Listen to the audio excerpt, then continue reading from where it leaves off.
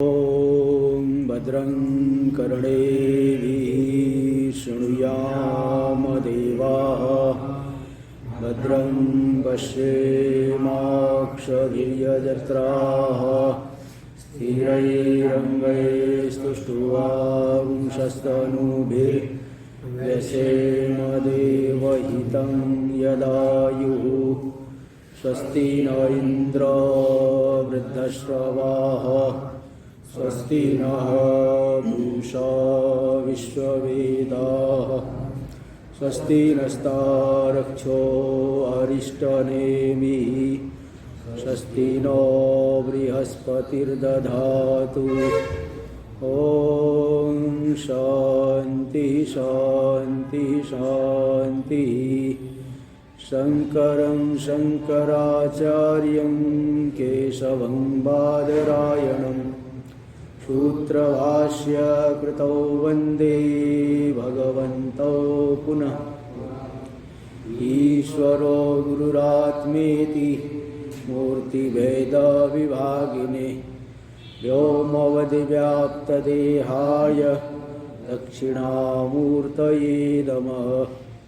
ओम शांति शांति शांति। अथर्ववेदीय मांडुक्योपनिषद का जो है द्वितीय प्रकरणम वैतथ्य प्रकरणम पर विचार किया जा रहा है। इसमें जगत मिथ्या है, वितत है, मिथ्या है, जगत मिथ्यात्व का प्रतिपादन करके अद्वैत को ही दृढ़ किया जा रहा है। तो 12वीं कारिका चल रही है। कल्पयत्यात्मनात्मानम आत्मा देवः स्वमायया स एव बुध्यते वेदान इति वेदांत निश्चय। क्योंकि 11वें श्लोक में प्रश्न की कि जब दोनों स्थान में होने वाले जगत पदार्थ मिथ्या है, इनको देख जानता कौन है और इनका विकल्प निर्माण करने वाला कौन है, तो इसका उत्तर दिए कि कल्पयत्यात्मनात्मानम आत्मा देवः स्वमायया। जो स्वयं प्रकाश आत्मदेव है वह स्वयं के द्वारा ही, स्वयं के द्वारा कहने से किसी अन्य उपकरण की अपेक्षा नहीं है, और स्वयं को ही यानी किसी अन्य उपादान की अपेक्षा नहीं रख करके स्वयं को ही जगत रूप में कल्पना कर लेता है, माया से जगत को बना देते हैं। और उन्हीं शरीर आदि में, जगत के अंतर्गत शरीर आदि से तादात्म्य करके वही जो है जगत को ग्रहण कर लेता है, वही जानता है, वही व्यवहार करता है। तो यही वेदांत में निश्चय किया गया है। तो इसी पे हम लोग, इसका पूरा नहीं हुआ था, 2-3 पंक्ति रह गई थी। तद्वदिति ये चलेगा, तद्वदिति 3-4 पंक्ति रह गई है। टीका में नीचे से तीसरी पंक्ति, कर्त्रादि भेदस्य प्रमात्रादि भेदस्य च मिथ्यात्वे। तो कर्ता आदि भेद है, प्रमात्रा आदि, ज्ञाता आदि भेद है, ये दोनों के दोनों ही मिथ्या है। इस विषय में नेह नानास्ति इत्यादि श्रुति प्रमाणयति। नेह नानास्ति किंचन इत्यादि श्रुति को प्रमाण रूप से प्रस्तुत करे। इत्येवम, इत्येवम कहाँ आया? हाँ, इत्येवम वेदांत निश्चय, वेदांत निश्चय है। देखो, नेह नानास्ति किंचन सर्वं खल्विदं ब्रह्म नेति नेति इत्यादि श्रुतियाँ इसी बात का कथन करती है। स एव इत्येवकारार्थम स एव बुध्यते, वही जानता है, जो बनाने वाला है वही जान रहा है। एवकार के अर्थ को इस तरह से, यानी दूसरा कोई नहीं जान रहा है। इस एवकार के अर्थ को करें नान्यो अस्ति ज्ञान स्मृति आश्रय। ज्ञान और स्मृति का आश्रय दूसरा कोई नहीं है। आत्मा से अतिरिक्त दूसरा कोई जानने वाला नहीं है। टीका में देख लीजिए, यो जगत सृष्टा यस्य प्रमाता, जो जगत को बनाने वाला है, जगत का सृष्टा है, और जो प्रमाता है, यथार्थ जानने वाला है। ततो अन्यो ज्ञानस्य स्मृतिश्च आश्रयो नास्ति, उससे भिन्न ज्ञान और स्मृति का दूसरा कोई आश्रय नहीं है। चेतन भेदे माना भावात, क्योंकि चेतन के भिन्न भिन्न होने में कोई प्रमाण नहीं है, और मान भी लोगे तो श्रुति के साथ विरोध होगा। श्रुति के तत्सृष्टवा तदेवानुप्राविशत, उसने सृष्टि करके वही प्रविष्ट हो गया। तो भिन्न भिन्न चेतन नहीं कि जानने वाला अलग है, बनाने वाला अलग है। जैसे यहाँ बना रहे भंडारी और खा रहे हैं दूसरे लोग, तो ऐसे यहाँ बना रहा है कोई और, खा रहा है कोई और। ऐसा यहाँ चेतन भिन्न भिन्न नहीं है, एक ही चेतन है। क्योंकि तत्सृष्टवा तदेवानुप्राविशत, ऐसी श्रुति जो है कह रही है, जो सृष्टि किया वही प्रवेश करके व्यवहार कर रहा है। तो यही बात यहाँ बता रहे हैं कि यो जगत सृष्टा यश्च प्रमाता ततो अन्यो ज्ञानस्य स्मृतिश्च आश्रयो नास्ति। जो जगत का सृष्टा है, जो प्रमाता है, उससे भिन्न ज्ञान और स्मृति का दूसरा कोई आश्रय नहीं। चेतन भेदे माना भावा, चेतन के भिन्न भिन्न होने में प्रमाण नहीं है। और अनुभव स्मृत्योश्च एकाश्रयत्वस्य प्रसिद्धत्वात्, जो अनुभव करता है वही स्मरण करता है, और जो अनुभव किया ही नहीं है वो कहाँ से स्मरण करेगा। जो अनुभव के, जो देखा है वही स्मरण कर सकता है ना।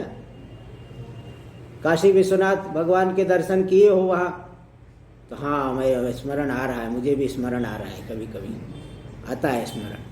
और देखे ही नहीं तो कहाँ से स्मरण करोगे। तो अनुभव स्मृति का एक ही आश्रय ऐसा प्रसिद्ध है, आश्रय एक ही होता है ऐसा प्रसिद्ध है। ज्ञान स्मृत्योर आश्रयापेक्षा विषयापेक्षा व नास्ति। ज्ञान और स्मृति के आश्रय की अपेक्षा अथवा विषय की अपेक्षा नहीं है, ऐसा कोई कहेगा। शून्यवादी कहेगा भाई कि आश्रय की क्या आवश्यकता है। ज्ञान और स्मृति के न तो आश्रय की अपेक्षा है, न तो विषय की अपेक्षा है। ऐसी आशंका करने पर करें अबाधित प्रसिद्धि विरोधात्मैवम, बोले अबाधित प्रसिद्धि है, इसलिए ऐसा मत कहो। ज्ञान और स्मृति का एक आश्रय चाहिए। घटम अहम जानामि, मैं घट को जानता हूँ, मैं घट का स्मरण कर रहा हूँ। तो ज्ञान और स्मरण का कर्ता प्रसिद्ध है, अबाधित अनुभव हो रहा है, इसलिए आश्रय की तो अत्यंत आवश्यकता है। इसलिए शून्यवाद भी नहीं कहा जा सकता, सर्वम शून्यम ऐसा नहीं कह सकते। ज्ञान स्मृति का कोई न कोई आश्रय होता है। इसलिए कहा न च, भाष्य में इत्याह एवं इत्याह न च निरास्पदे इव ज्ञान स्मृति वैनाशिका नाम इत्येव अभिप्राय। जैसे वैनाशिक लोग, बौद्ध लोग विनाशम इच्छन्ति ति विनाश वैनाशिका, प्रति क्षणम विनाशम इच्छन्ति ति वैनाशिका। वो लोग प्रति क्षण, बोले वस्तु जो हर एक क्षण उत्पन्न हो रहे उसी क्षण में नष्ट हो रही। सर्वे भावा क्षण परिणामिन, ऐसा कहते, सभी पदार्थ एक क्षण तुरंत उसी क्षण उत्पन्न होकर उसी क्षण नष्ट हो रहे हैं। तो प्रति क्षणम विनाशम इच्छन्ति ति वैनाशिका। तो जो वैनाशिक लोग कहते हैं भाई कोई स्थिर एक आश्रय नहीं है, क्षणिक विज्ञानी आत्मा हर क्षण बदल रहा है, स्थिर ऐसा कोई आश्रय नहीं है। तो निरास्पद ही ज्ञान स्मृति होती है, ऐसा जो वैनाशिकों का अभिप्राय, बोले वो संभव नहीं है। क्योंकि अबाधित प्रसिद्धि विरोधात, अबाधित प्रसिद्धि हो रही ना, घटम अहम जानामि, घटम स्मरामि अहम, तो अबाधित अनुभव हो रहा है। इसलिए निरास्पद आश्रय से रहित ज्ञान और स्मृति जो वैनाशिक लोग मानते हैं वो संभव नहीं है। इसलिए एक आत्मा आश्रय, आत्मा को मानना पड़ेगा। जानने वाला आत्मा ही है। हाल बुद्धि से जुड़ करके विशेष ज्ञान हो रहा है, और नित्य ज्ञान तो है ही आत्मस्वरूप ज्ञान, लेकिन बुद्धि से जुड़ने पर वो विशेष ज्ञान वो बुद्धि में हो रहा है, वृत्त्यात्मक ज्ञान है वो। लेकिन मुख्य वह भी वृत्ति भी जड़ है, बिना चेतन के उसका कोई प्रकाशन नहीं कर पाएगा। तो आत्मज्ञान स्वरूप आत्मा ही एक सिद्ध हो रहा है, दूसरा कोई नहीं। प्रकृतायां कल्पनायां विवक्षितम क्रमम उपन्यस्यति। जो प्रकृत कल्पना है, कल्पना जो आरंभ करना बताना आरंभ किए है, उसमें विवक्षित क्रम का उपन्यास कर रहे हैं। तो भाष्य में भी दे रहे हैं सकल्पयन, संकल्पयन नहीं, सकल्पयन, वह जो परमात्मा आत्मा है कल्पना करते हुए केन प्रकारेण कल्पयति, किस प्रकार से कल्पना करता है जगत की। तो इसको बता रहे कारिका नंबर 13। विकरोत्यपरान् भावा न अंतश्चित्ते व्यवस्थितान् नियतांश्च बहिश्चित्त एवं कल्पयते प्रभुः।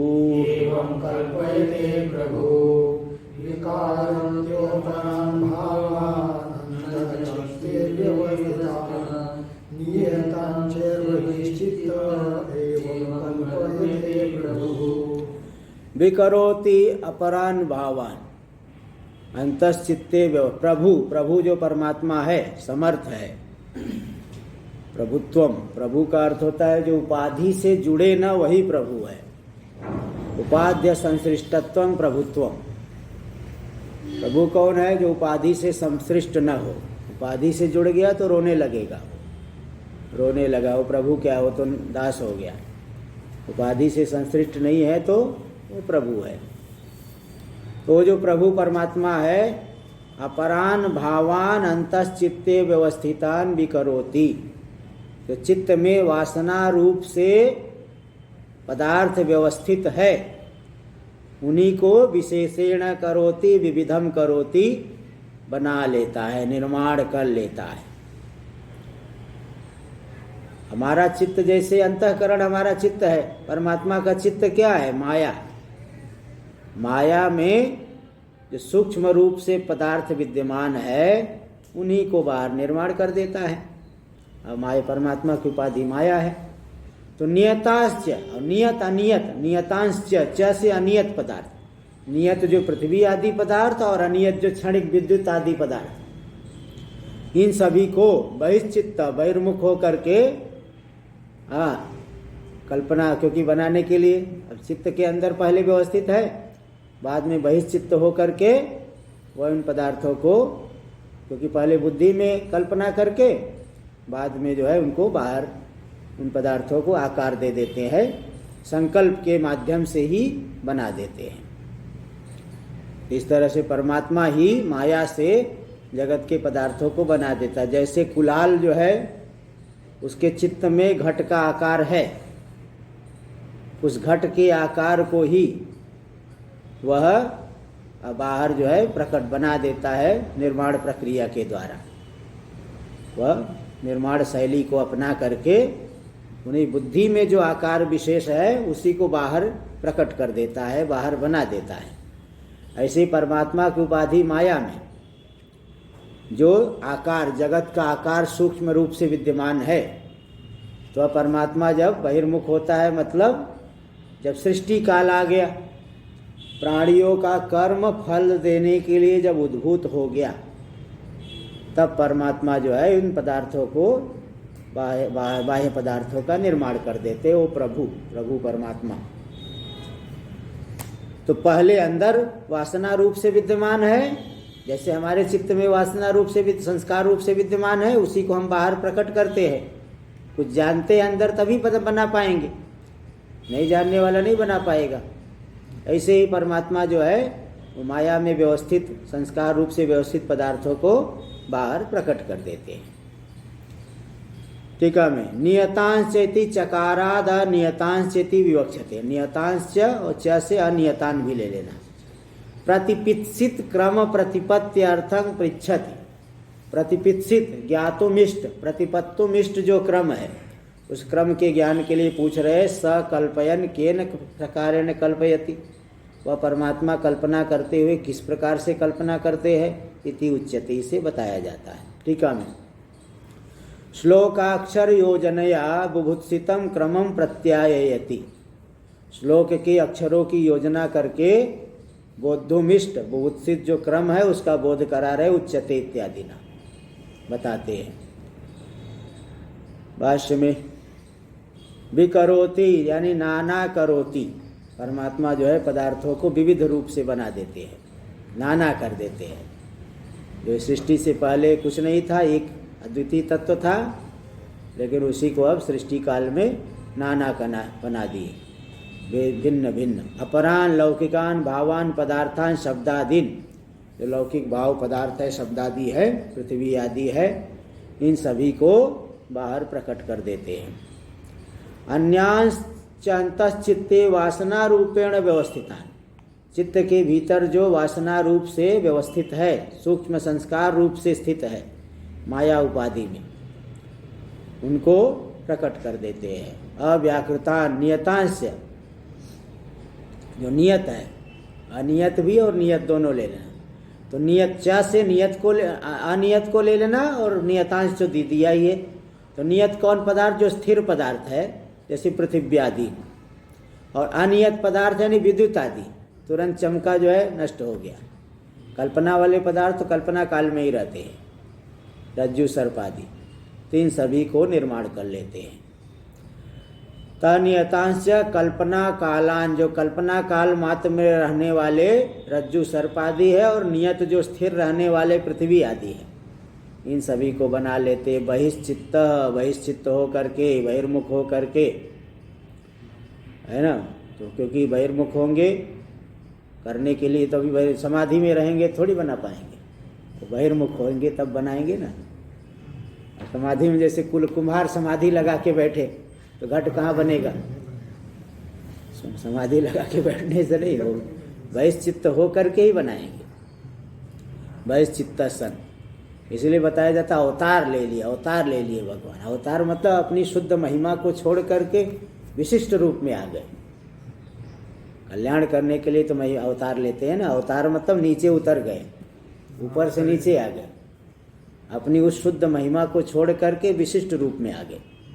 ते बहिश्चित्त हो करके तथा अंतश्चित्तो मनोरथादि लक्षणान एवं, अंतश्चित्त हो करके मनोरथ वाले पदार्थों की, अनियत पदार्थों की रचना कर लेते हैं। बहिश्चित्त हो करके बाह्य पदार्थों की रचना कर लेते। इत्येवं कल्पयति, इस प्रकार से कल्पना कर देते। कौन? प्रभु ईश्वर आत्मा इत्यर्थ, प्रभु जो ईश्वर है, परमात्मा है, वह कल्पना कर लेते। टीका में देख लीजिए। अन्यांश मतलब शास्त्रीयान, जो शास्त्रीय पदार्थ है। इति अवध चित्त मध्य वासना रूपेण व्यवस्थितान, चित्त के मध्य में जो वासना रूप से व्यवस्थित है, स्थित है, ऐसे पदार्थों को बना देते हैं। अभिव्यक्त नाम रूपत्वेन व्यवहारा योग्यत्वम आह, अनभिव्यक्त नाम रूपत्वेन, उत्पत्ति से पहले नाम रूप की अभिव्यक्ति नहीं है। तो जब तक नाम रूप की अभिव्यक्ति नहीं, तब तक व्यवहार के योग्य नहीं है। इसलिए व्यवहारा योग्यत्वम अव्याकृतान, जो अव्याकृत पदार्थ है, जो अभिव्यक्त नहीं है, चित्त में वासना रूप से व्यवस्थित है, उनको फिर प्रकट कर देते हैं। तो अनियतान का अर्थ किए गए कल्पना कालान, तो कल्पना कालान विद्युत आदि अस्थिरान इत्यर्थ है। विद्युत आदि जो अस्थिर पदार्थ है, अथवा रज्जु सर्प आदि जो कल्पना काल मात्र में रहते हैं, उनको भी बना देते हैं। बहिश्चित्त यानी बहिर्मुख, बहिर्मुख होकर के। बहिर्मुख होने का मतलब क्या है? 3 नंबर टिप्पणी में दे दी। बहिरनात्म विषयेषु व्यापृत बुद्धि इत्यर्थ, बाह्य बाहर जो अनात्म विषय में व्यापृत बुद्धि वाले होकर के। जैसे आजकल वो महात्मा लोग कोई स्कूल खोल रहे, कॉलेज खोल रहे, हॉस्पिटल खोल रहे।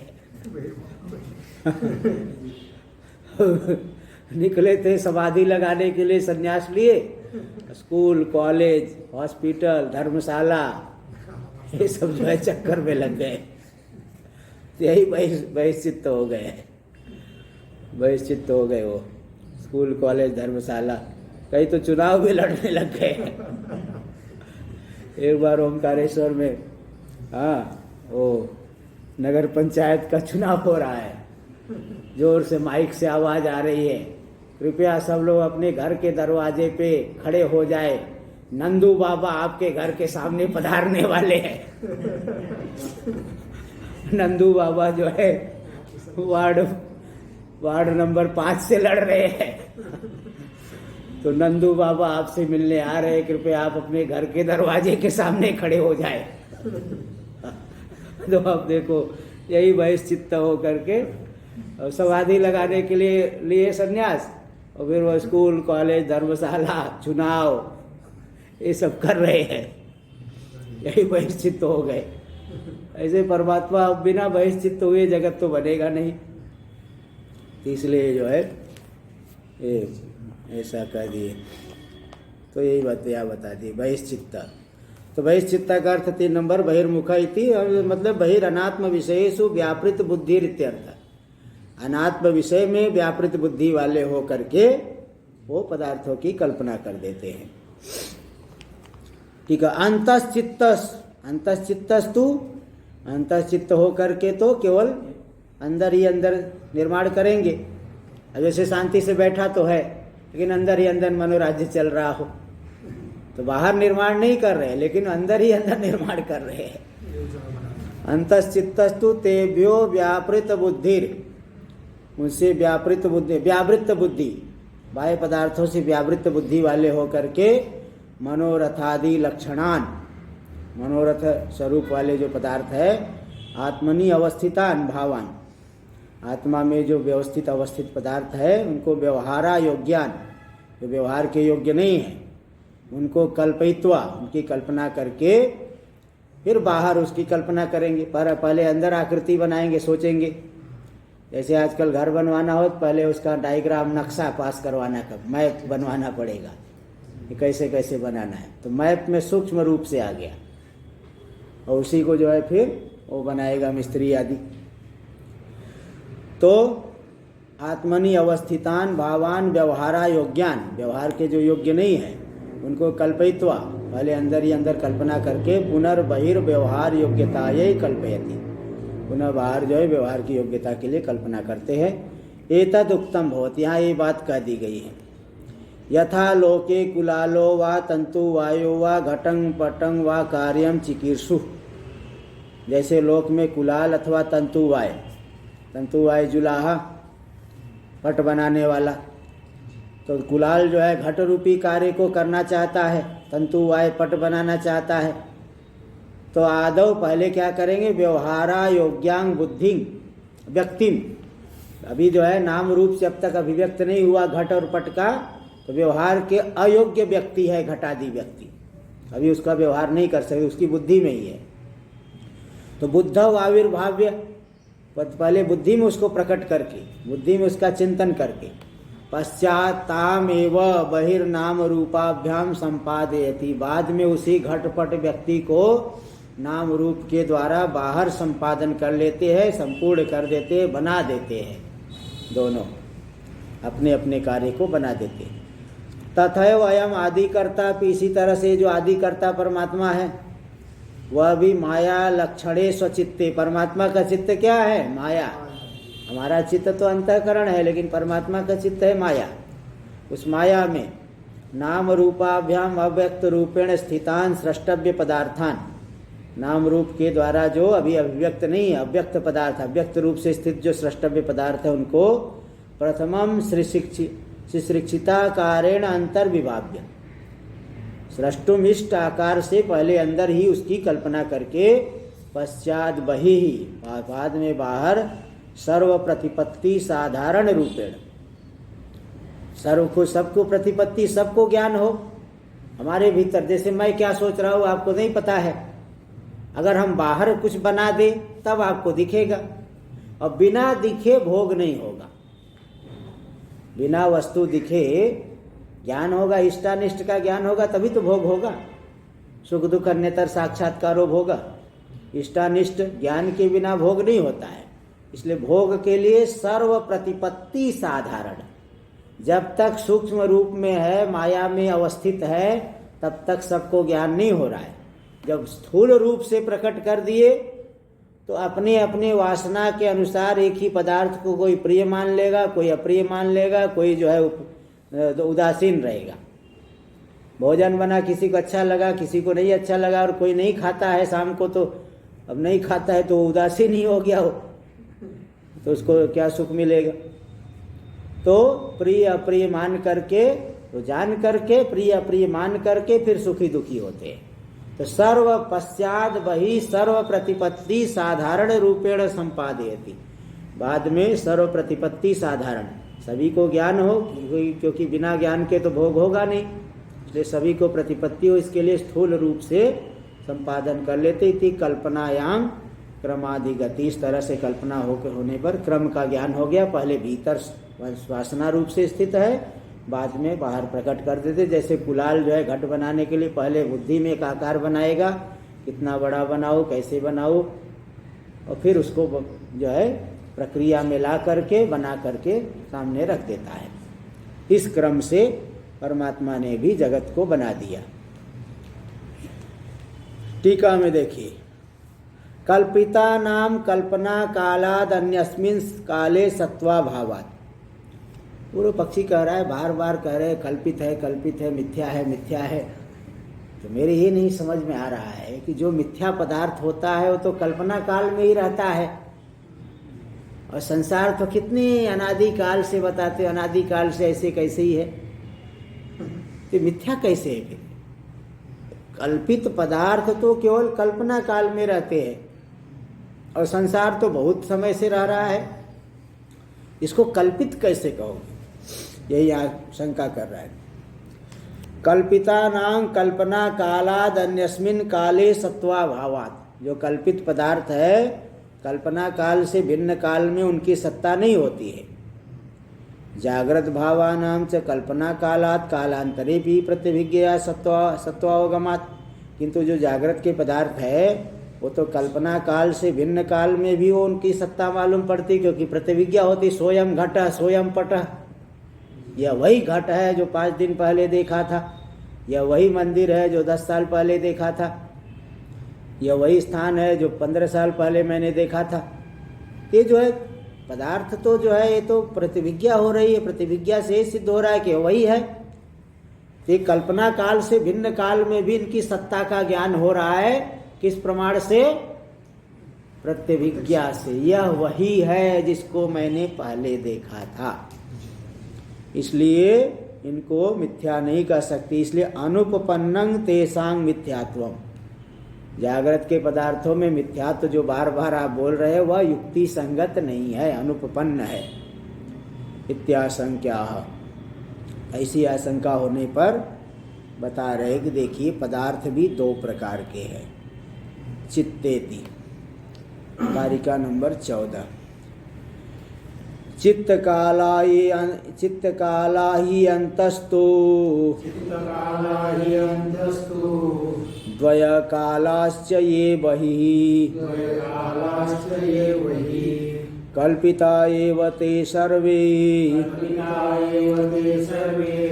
विशेषो नान्य हेतुकः।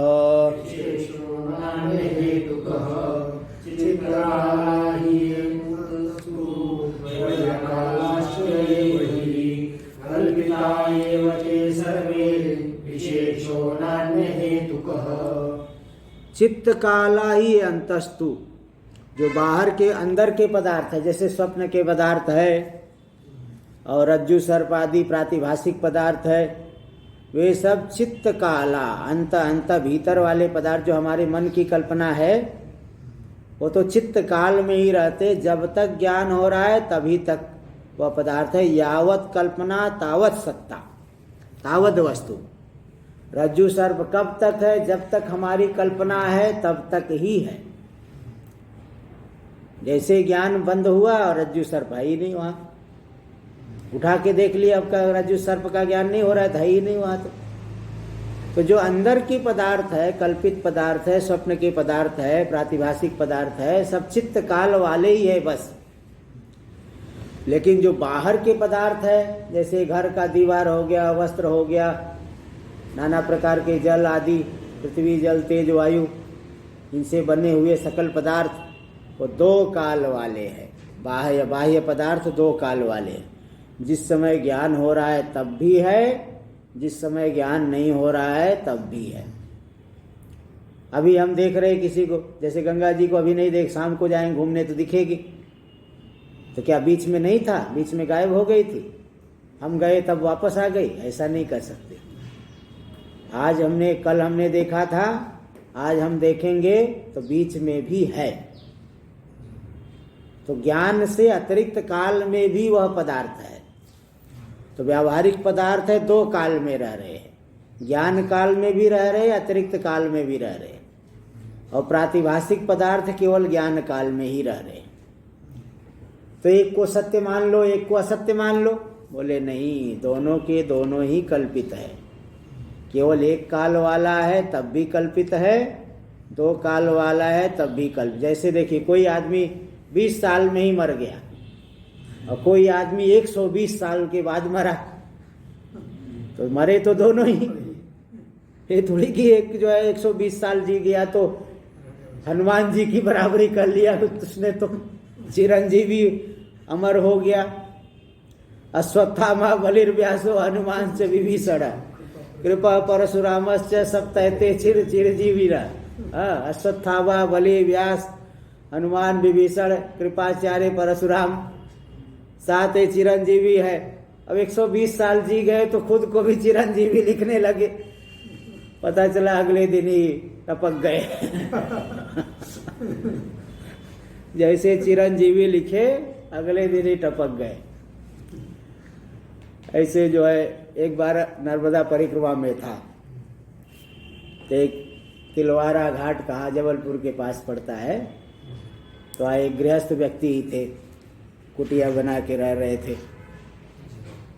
तो उनसे मिले, हम लोग मिले तो जो है तो वही नर्मदा किनारे वही साधना थोड़ा करते हैं जो भी। तो हाँ वो बताए उनके भक्त लोग कि इनकी आयु है 85 साल, 85 साल। तो 3 साल बाद फिर वहां से जा रहे थे तो वहां बोर्ड लगा वो 115 साल के दद्दा जी के दर्शन करो। 3 साल पहले 85 साल के थे, 3 साल बाद 115 साल कहां से हो गए? 3 साल में 30 साल कैसे बढ़ा? ये महात्मा लोग जो है तो वही बात है, इसलिए कहते हो वो जो वेश्या है अपनी आयु कम बताती है और महात्मा लोग आयु ज्यादा बताते हैं। ज्यादा आयु है तो ज्यादा पूजा होगी, कम आयु है तो वेश्या की कम आयु रहेगी तब ज्यादा उसको पुरुष सेवन करेंगे। तो ऐसे वेश्या आयु कम बताती, महात्मा आयु ज्यादा बताते। वैसे कई जगह ऐसे प्रसिद्धि हो जाते हैं ना, कुछ ऐसे होते जो चाहते हैं प्रसिद्धि मिले। तो यहाँ देखो थोड़ा कम रह गया, थोड़ा ज्यादा रह गया, इससे नहीं कि चिरंजीवी हो गए तो अमर हो गए, थोड़ा सा लंबे जी गए, 100 साल जी गया तो अमर हो गया, ऐसा नहीं कह सकते। एक 50 साल ही जिया, 100 साल जिया तो 100 साल वाला अमर नहीं हो जाएगा। तो थोड़ा जो है समय को लेकर के कम ज्यादा हो जाने से सत्यत्व तो नहीं आ जाएगा। माया का बना हुआ पदार्थ वह सत्य कभी हो नहीं सकता है। तो चाहे कोई भी वस्तु हो, परमात्मा की सत्ता ही सभी पदार्थों में दिख रही है, अपनी सत्ता नहीं है ना, इसलिए सत्य नहीं हो सकता। एक काल दिखे चाहे 2 काल दिखे, उसकी अपनी सत्ता नहीं है, इसलिए सत्य नहीं हो सकता। ते यहाँ कह रहे चित्त काला ही अंतस्तु द्वय कालाश्च ये बही।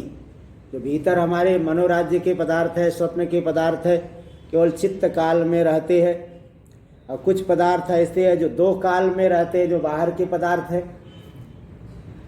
तो है माया की ही कल्पना, इसलिए लंबे समय तक रहने पर भी सत्य नहीं हो सकते।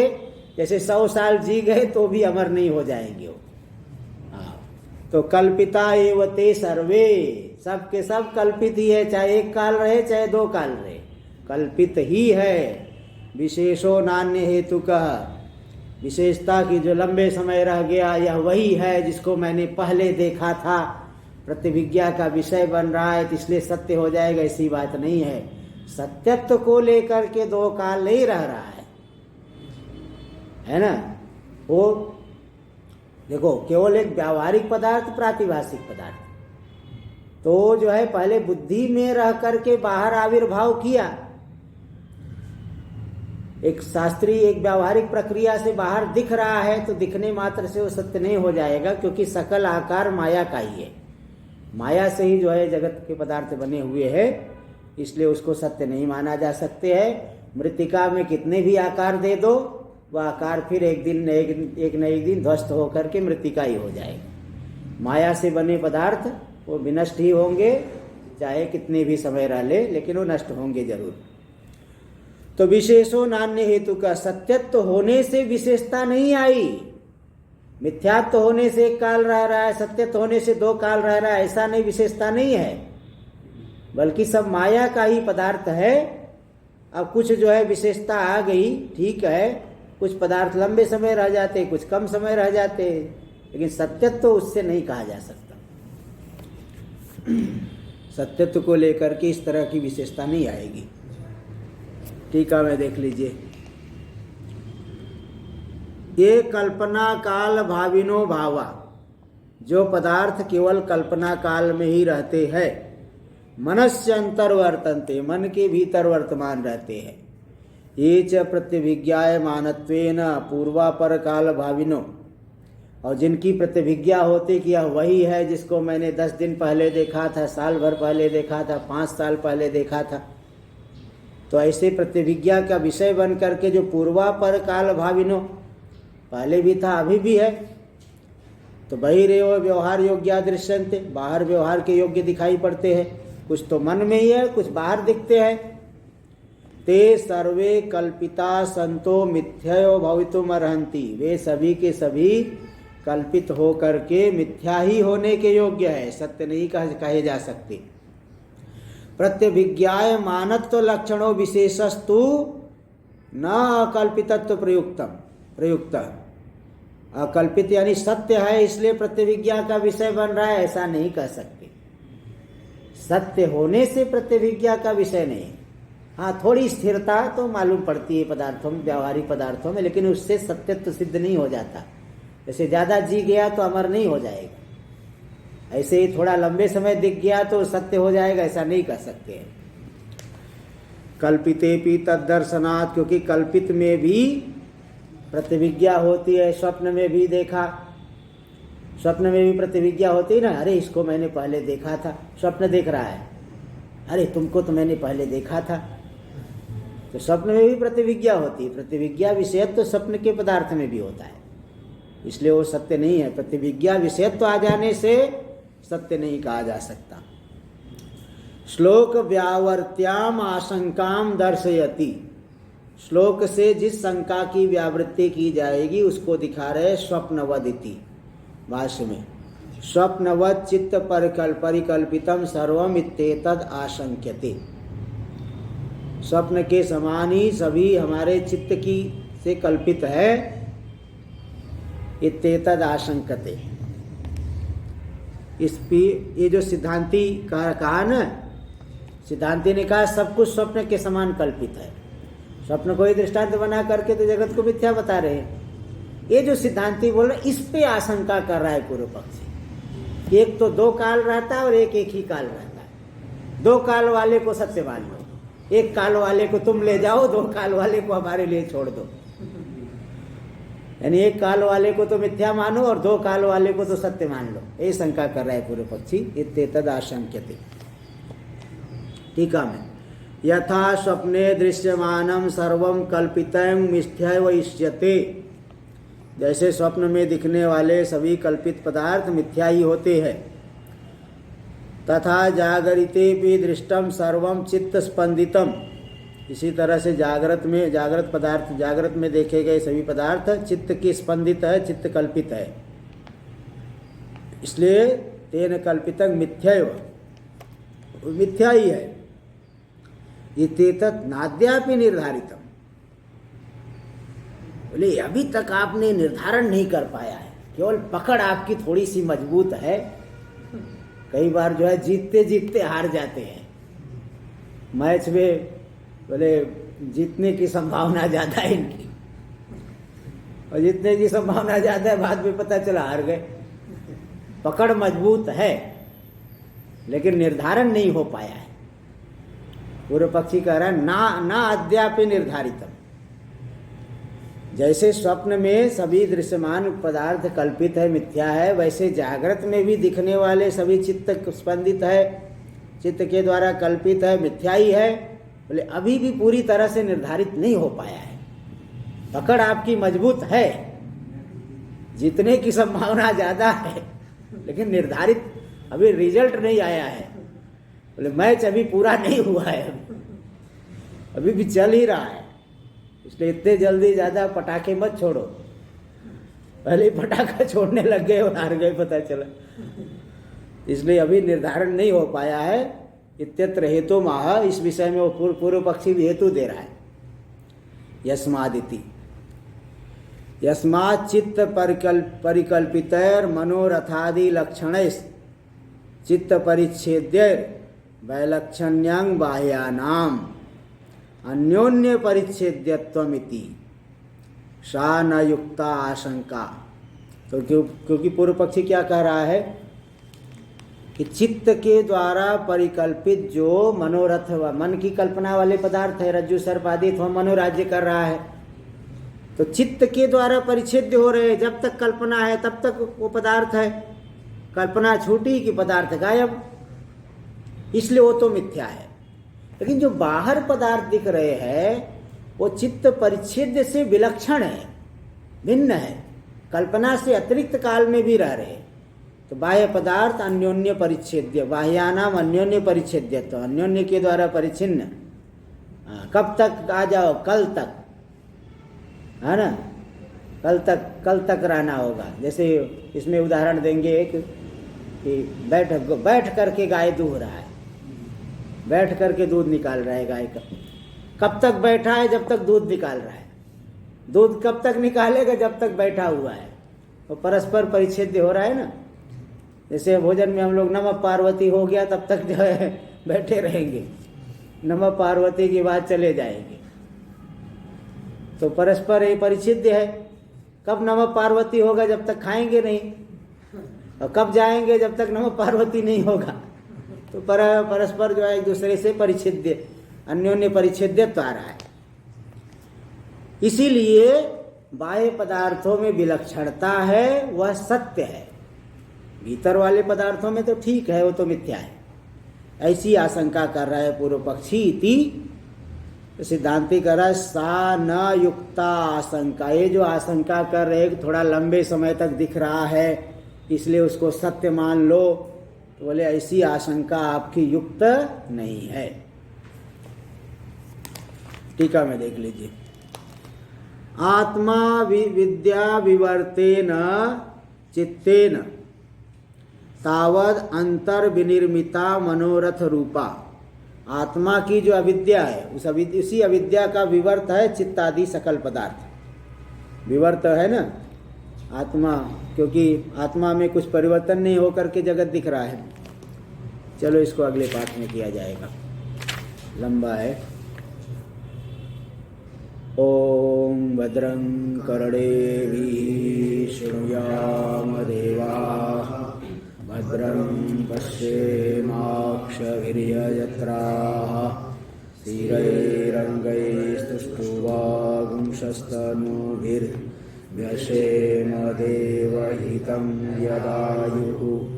स्वस्ति न इन्द्रो वृद्धश्रवाः स्वस्ति नः पूषा विश्ववेदाः स्वस्ति नस्तार्क्ष्यो अरिष्टनेमिः स्वस्ति नो बृहस्पतिर्दधातु। ओम शांति शांति शांति। शंकरं शंकराचार्यं केशवं बादरायणं सूत्रभाष्य कृतौ वन्दे भगवन्तौ ईश्वरो गुरुरात्मेति मूर्तिभेद व्योमवद्व्याप्तदेहाय दक्षिणामूर्तये